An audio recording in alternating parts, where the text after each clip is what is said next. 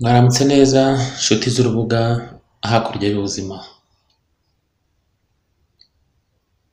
Uwiteka abaho umugisha abarinde. Imana Nyiringabo umwami w'icyubahiro abaho umugisha abamurikishirize mu maso he abagirire neza. Usumba byose uhoraho Imana imwe y'ukuri ibaho yonyine abahe umugisha abarebe neza abahe amahoro.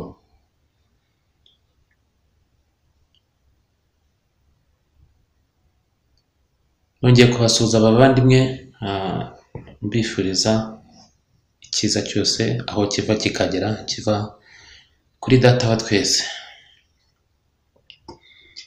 Tumaze igihe twiga duhugurana, ariko ikiganiro cy'uyu munsi ni umuburo, cyitwa inkwakuzi idasigwa n'igihe. Iki kiganiro kizahoraho mu gihe cyose nzaba nkiri isiniya muriraho ibyo Iso wo mu ijuru yabageneye cyangwa yabageneye. Igihe cyose cy'umuburo nzajya nkoresha ikiganiro cyitwa inkwakuzi idasigwa n'igihe.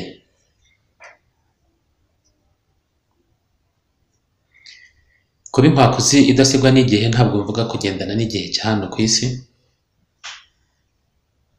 Inkwakuzi idasigwa n'igihe ni ukumenya mbere na mbere uwo uriwe, ni ukumenya uwo ukomokaho, ni ukumenya icyakuzanye, ni ukumenya icyo urimo gukora, ni ukumenya icyo wakora ngo uhindure ibyangiritse,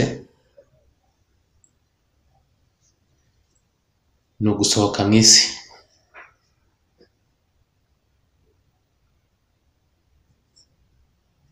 Ntabwo mu nzira ndimo no mu murari ndimo uzambwira ko ndi umwana w'umubi ngo bindakaze, cyangwa ko mvuga ibintu biri satanike ngo mbabare, kuko Yesu wowe wirirwa uvuga yaravuze ati muzabona ishyano nibabashimagiza, kuko ariko bagize abahanuzi b'ibinyoma. Muzishimire munezerwe nibabarenganya bakabatuka bakabakubita babahora inzira y'ukuri, kuko ingororano zanyu ari nyinshi mu ijuru. Iyo rero bigenze bityo ndishima, kuko ubu nyereka ko ndi mu murongo, nanjye mwifuriza umugisha. Mu by'ukuri ubu ngiriye neza mu buryo utazi, ariko wowe wabikoze ugambiriye ikibi. Rero inkwakuzi idasigwa n'igihe, ndakubwira wowe nkwakuzi idasigwa n'igihe, hindukira, reba, itegereze, censhura. Ese icyo ufite mu ntoki ni iki? Ese icyo umaranye igihe ni iki? Ese cyakumariye iki? Ese wagira ngo kikuvane he kikugeze he? Ese wavuye he wageze he? Ese ni hehe ukeneye kugera?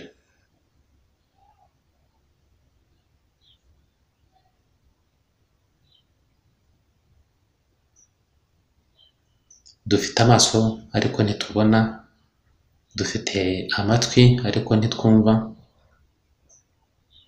ariko ijwi ry'uburira abantu ntirizabura kuzamuka. Uzumva iryo jwi wese, yabishaka atabishaka azahitamo. Nakurikiza umuburo w'iryo jwi azaba ahisemo. Nanenga akagaya iby'iryo jwi nabwo azaba ahisemo. Naninumira akaguma aho ngaho, hari ikizamuruka, kuko iyo udakonje ntubire ukaba akazuyazi urarukwa.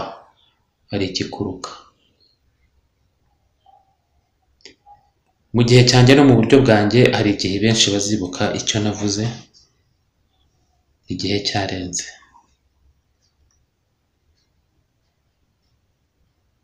Nta bukungu buba ku isi, nta byiza biba ku isi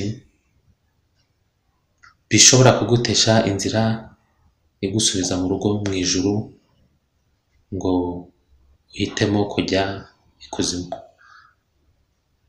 Ikuzimu mvuga ni inzira y'ubuyobe.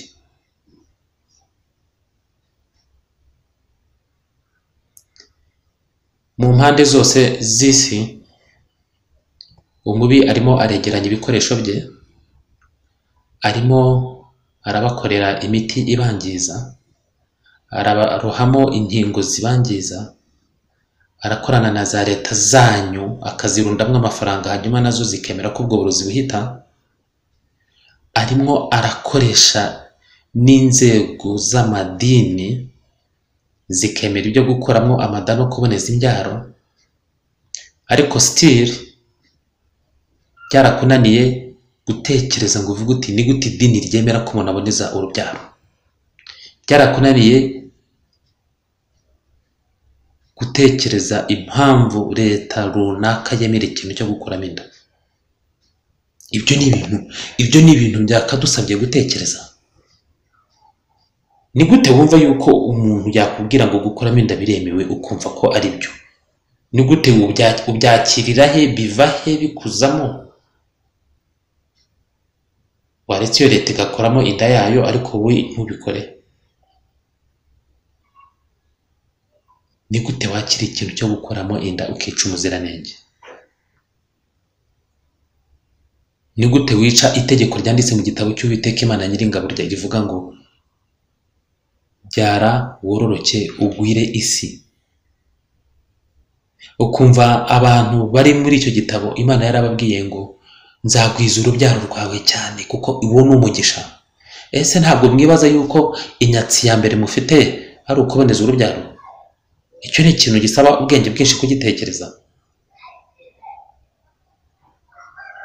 Ese ntabwo mwabagabo mwe mubona yuko ayo mashashi mwambara murundamo intanga zanyu murimo mwica? Niba ugiye aho ugomba gukoresha icyo kintazi waharetse, washatse umugore? Niba atakunogeye warebye inzira z'umuti wabyo ko nta kitagira umuti? Muricira iki ibyo Uwiteka yabahaye kugira ngo musige ku isi?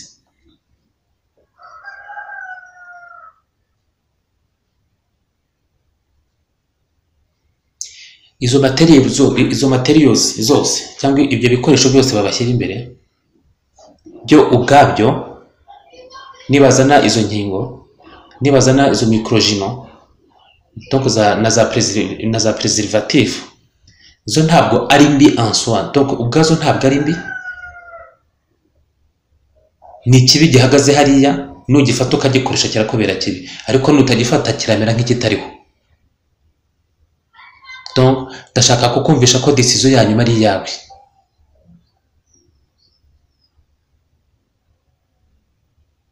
C'est le temps de la grande tribulation. Iki ni igihe cy'umuvurungano ukomeye. Abana b'umubi barimo baregeranya intwaro, barimo baregeranya ibikoresho. Mu minsi mikeya muraba mukontororwa na za drone impande n'impande. Mu minsi mikeya mwese muraba muzuyemo za microchip, ku buryo ujya muri wese bakureba, uryamana n'umugore wawe bakureba. N'ubu ngubu kandi byaratangiye, aho uzajya ujya hose uzajya uba uri under surveillance, bakugenzura 100%.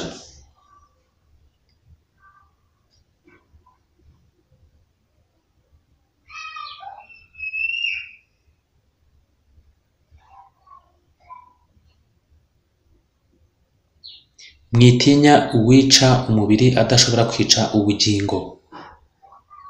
Icyo nukebera uzaba ukoze igihango na ya nyamaswa.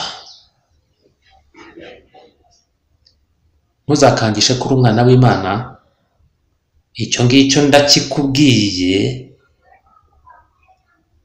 ngo wumve yuko bizakugwa amahoro, uzabyishyura igihe kirekire. Wikorana igihango n'inyamaswa. Iyo ni ya nyamaswa. Wa mugore wicaye ku nyamaswa ufite inkongoro irimo wino cyangwa igikombe kirimo wino cya zahabu, ayo ni amadini. Uwo mugore asemburiza amadini. Iyo nyamaswa yicayeho n'aya mahanga niziza imiryango y'abibumbye n'iyo miryango ikora imiti n'ibiki byose, n'izo leta. Izo leta nizo yicayeho. Uwo mugore ni amadini. Iyo vino afite mu ntoki ni inyigisho zisindisha.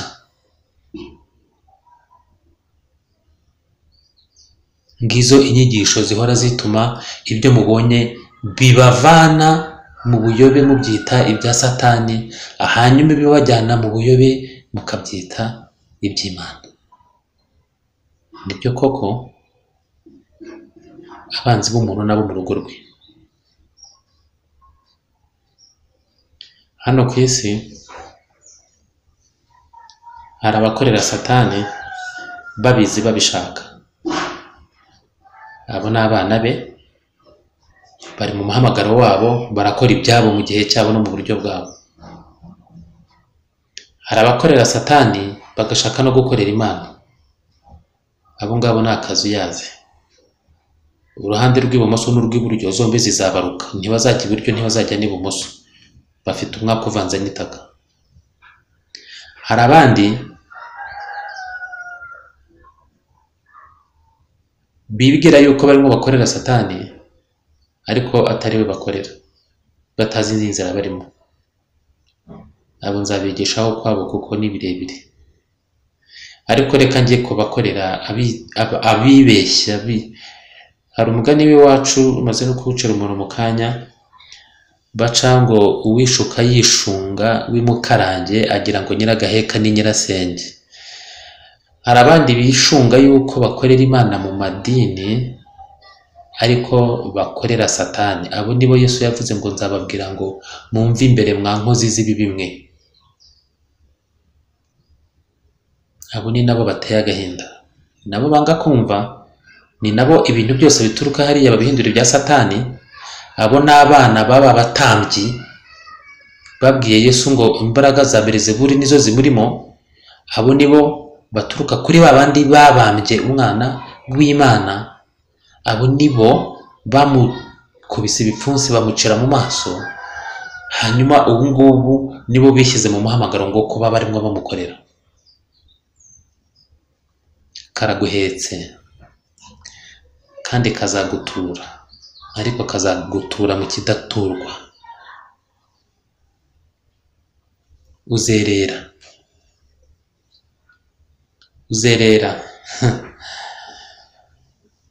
umuntu wese Uwiteka yamuhaye ubwenge, umuntu wese Uwiteka yamuhaye imbaraga z'ibitekerezo, umuntu wese yamuhaye uburenganzira bw'amahitamo, icyo bita le libre arbitre. Ntabwo uzavuga ngo pasiteri yampitiyemo, ntabwo uzavuga ngo padiri yampitiyemo, ntabwo uzavuga ngo musenyeri cyangwa se shehe ngo yampitiyemo. Ufite umutimanama wawe, ufite imbaraga Imana yagushyizemo. Nutazikoresha ngo utekereze ngo uhitemo, uzahitirwamo kandi uzerekezwa. Numara kwerekezwa nibwo uzamenya uburyo wabaye injiji mu gihe cyawe no mu buryo bwawe, ukigiranye ntibindeba. Abo ngabo nibo umwana w'Imana Yesu yavuze ngo abubu ab'iki gihe ndabagereranya n'iki?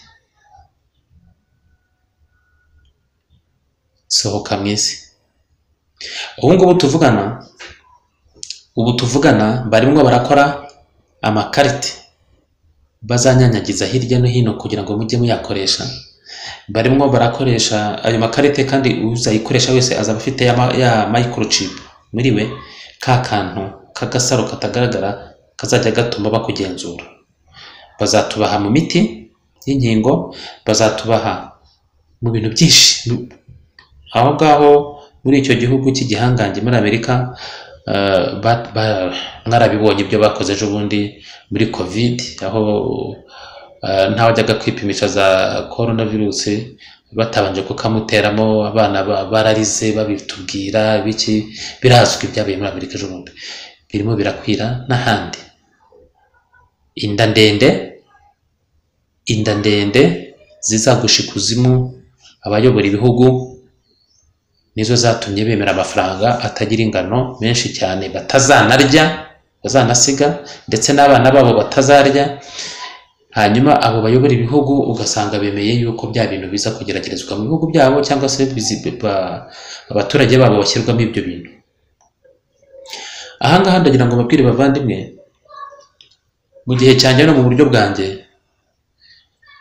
narungurutse aho twita Mumva, ndetse nkandageramo n'ukuguru kumwe, ndahazi kabisa.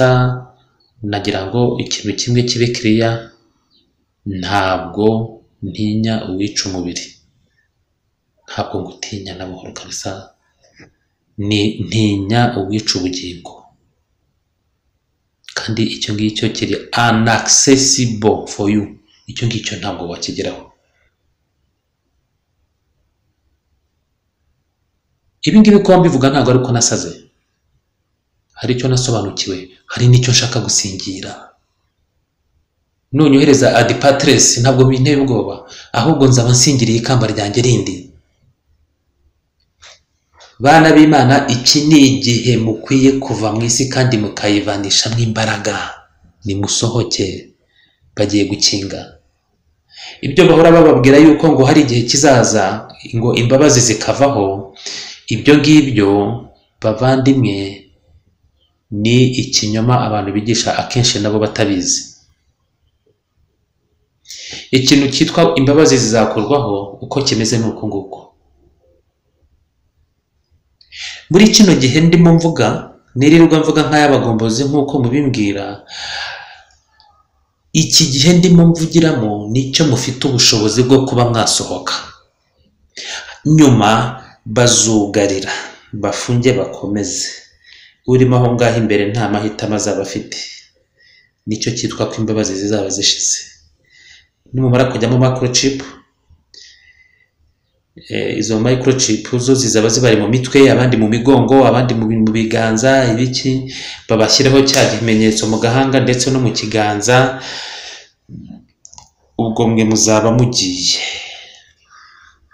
express, yihuta, inheri mvuga ntabwo ari mu muriro ngo Uwiteka yashyizeho, ahubwo ni ukubabazwa no kuba utarahisemo ibikwiye mu gihe gikwiye, ukiyobagiza kakaba kakubayeho, ukaba utagishoboye gusubira inyuma. My friend, aho ngaho uzahumvira cyane, imbere n'inyuma, ariko no mu mpande, mu mbavu uzabyumva, mu bworo bw'ikirenge uzabyumva, no mu bwonko bizageramo, uzaba utagisohotse.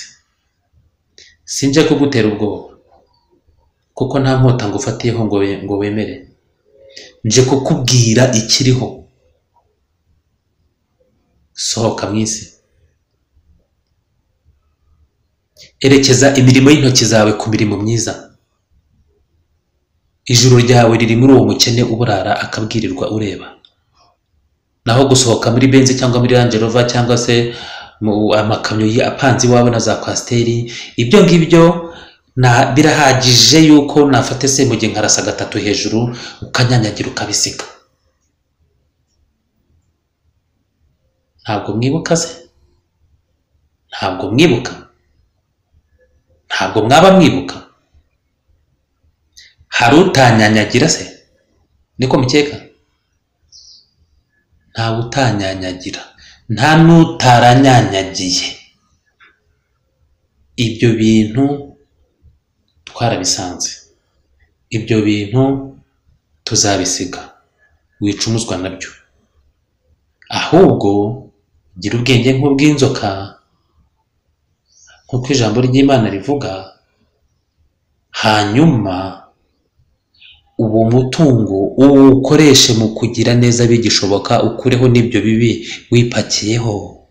Ngiyo inzira y'ukuri y'igihamo, ikomeye yo kuva muri iyo nzira. Gira neza bigishoboka ko ubasha kubikora. Abazasohoka mu isi nibo bazanga izo nkingo, nibo bazanga kuboneza urubyaro, nibo bazanga ko bashyiramo izo microchip, hanyuma noneho babe ibicibwa, bajye birirwa baboherezaho za drone ngo zibamare. Hagiye kuzabaho igihe kinini cyo guhigana hagati y'umuntu, nguriya yanze amajyambere, nguriya yanze amajyambere. Icyo kigiye kuzabaho nk'uko ngo mwatangiye guhatirwa ngo iki n'iki ku isi hose murimo murabihatirwa, bababwira ngo nguriya yanga amajyambere. Uko ushaka amajyambere y'umuntu kuko umurusha iki wowe umurusha iki? Kuko wambaye icyo atambaye se? Amase ko mbona iyo kanseri ikugezeho isi kitanzitse nicyo ufite kikubuza.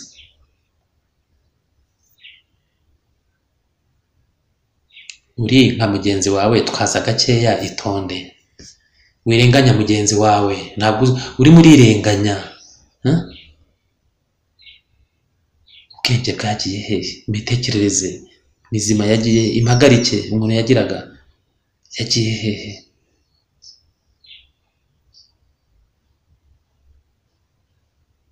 Bana b'Imana, ndabinginze muhindukire. Aho nirirwa ngenda, nirirwa nitegereza ukuntu umuntu yihandagaza akajya hariya akaroga mugenzi we akamuzengereza. Nirirwa ndeba ukuntu umuntu aba akora kwa muganga, hanyuma kubera indererwamo y'amoko akirirwa ahotora abana cyangwa abyaza ababyeyi nabi. Nirirwa ndeba ukuntu umuntu nta professionalisme agira mu kazi, agaha umuntu imiti ishobora kumugirira nabi. Ibyo ntugire icyo bimubwira. Ntarebe ubuzima bw'umuntu, ahubwo akareba umushahara wageze kuri konti. Ariko se ukeka yuko bizashirira aho ngaho? Ntabwo bizashirira aho ngaho, kuko icyo ukoze kiza kugaruka gatatu. Ndabikubwiza ukuri, kandi uzongeraho na 4 bikubeho 7. Uyu munsi manitse ukuboko hagati y'isi n'ijuru, hagati y'ibifatika n'ibidafatika, hagati y'igihe n'ikirere, yuko mbabwiye ngo nimusohoke mu isi. Nimutanyumva umuyaga urajyana amagambo yanjye, umuyaga nuhindukira uzayagarura. Abanyamwuka icyo muracyumvishe. Umuyaga uhise uyu mwanya ndimo mvuga aya magambo, urimo uragenda wakwerekera iburasirazuba, wajya iburengerazuba. Aho werekeza amagambo yanjye agiyemo kandi yanditse mu nyuguti za zahabu. Umuyaga nuhindukira uzayagarura. Icyo gihe bamwe bazayumva barafungiranywe, abandi bazayumva barasohotse mu isi. Icyo gihe ni urubanza uzicira, uvuga uti nabaye umunyabwenge ndasohoka, cyangwa se nabaye umunyabwenge buke ngumamo. Buri wese aho azaba ari, azaba atagifite amahitamo yandi. Uzaba warahisemo swat gusohoka mu isi, swat kuyigumamo. Uzayigumamo azarangirana nayo n'irari rye no kwifuza kwayo. Uzayisohokamo nawe afite aho azerekeza nk'umwana w'Imana. Isi mu gihe izaba yerekeza mu kugira babandi uko bakwiye kumera, kubera yuko nabibwira yuko bagiye kugirira nabi umwana w'Imana, bazi ko aribo bari hejuru, ariko hejuru yabo hari izindi mbaraga zirimo zibakoresha. Nizimara kubakoresha ibibi, zizahindukira nabo zibarimbure. Ngako agakino karimo kabera ku mubi uri aho ngaho, ureba imbere yawe, urimo wigira ishyano, urimo wigira uko yiboneye, akumva ko akaze. Ntabwo ukaze, watejwe icyo muri icyo gihe. Ariko wakwegera neza akakwitegereza, yasanga nta wundi uri we utari uwo nguwo. Wanadagadwa, wabyina sekadegeri my friend, wabyina sekadegeri kabisa. Naramukanyije n'urupfu ndaruzi, nawe iyo rugusatiriye ukomera ndakuzi. Wowe unarutinya kurusha umwana w'Imana, kuko umwana w'Imana baza aho yerekeza, ariko we ubuzi aho ugiye uko ari habi, uko hameze n'uburyo utazahikura.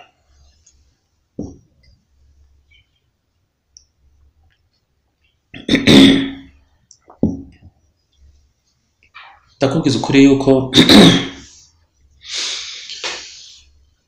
nta kintu wakwambara, ntumbwire kwambara uniform kuko ntabwo wandushije kuyambara, ntumbwire kwiga amashuri kuko ntabwo amashuri yandusha, nanize ayo udakeka utazapfa unaketse, ntumbwire gukoresha imbaraga izi n'izi kuko namanutse yo njyayo ndagaruka ndahazi. Aho mvuga ni mu isi yo hasi, ni mu isi iringaniye, no mu isi yo hejuru. Ntumbwire mu kirere ndahazi, uzaze nkwereke ikimenyetso. Nta kintu na kimwe ushobora kwitwaza ngo umyigireho ishyano. Uwanyigiraho ishyano nkabyemera ni uwambwira ati ndi umwana w'Imana, ubu ngubu ndamwakira nkumva afite agaciro. Ariko undi uwo waba uri we wese, nta kintu gikwiye gutuma utoteza umwana w'Imana, waba umunyedini, waba umunyepolitiki, waba umusirikare cyangwa umupolisi, waba imitwe yose ibaho, aho muri hose ku isi, nta kintu gikwiye gutuma utoteza umwana w'Imana.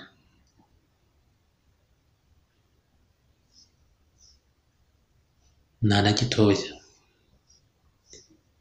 Iyo ni imyenda umuntu yambara mu gihe runaka, akayitizwa igihe runaka, cyarangira akayikuramo, agakubitirwa hareba inzega kurusha abo yakubitaga.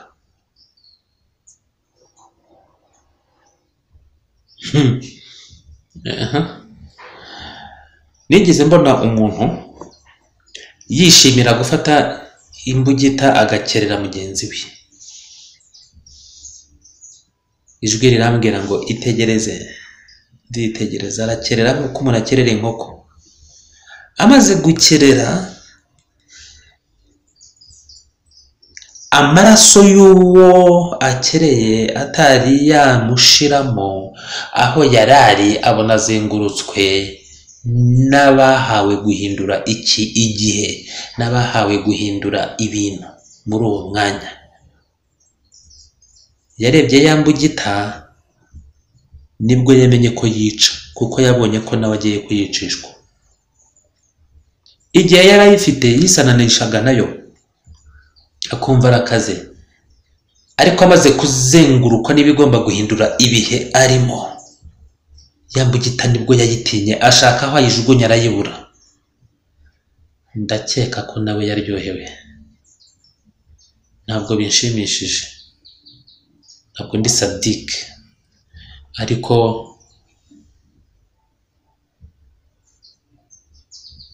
twaza gake. Muvandimwe, ndabikubwirana urukundo ruva ku Uwiteka Imana Nyiringabo. Niyo mpamvu wumva mfureka gutya, niyo mpamvu wumva mvugira ahantu. Nifuza ko ntawe ikibi cyageraho, kuko ndakizi, narakibonye. Nabonye byinshi muri kino gihugu, nabonye byinshi kuri iyi si. Ntabwo amafaranga yankanga kuko nta n'uwandushije kuyavukiramo, ntabwo amafaranga yankanga kuko ntawe n'uwandushije gukena ngo nyabure mbibone, nta nubwo amafaranga yankanga kuko n'ubu ngubu ntawe untunze wundi utari Uwiteka Imana Nyiringabo n'abagaragu be, cyangwa se Uwiteka afite abagaragu. Ntabwo mubizi se? Marayika murinzi wanjye se niki? Ko karagaciyemo. Ariko wishukwa n'ibintu, wishukwa n'abantu, wishukwa n'aho hantu uri muri uyu mwanya, ngo ukeke ko utahava. Kuko ndakubwiza ukuri imbere y'Uwera Imana Nyiringabo, nudahindukira hakiri kare, isi igiye kukubana ntoya. Isi igiye kukubana munsi y'akadomo.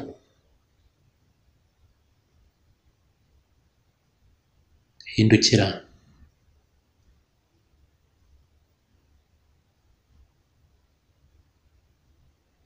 Nguhaye umwaka mu gice cyawo no mu gice cy'igice cy'umwaka. n'inkwakuzi zidasigwa n'igihe zizamenya igikwiye gukora, n'ibigwari byisananisha n'igihe bitazamenya igikwiye gukorwa mu gihe cyacyo, mu buryo bwacyo no mu murari wacyo. Uwiteka abaho umugisha, abarinde. Uwiteka abaho umugisha, abamurikishirize mu maso he, abagirire neza, kandi Uwiteka abarebe neza, abahe amahoro.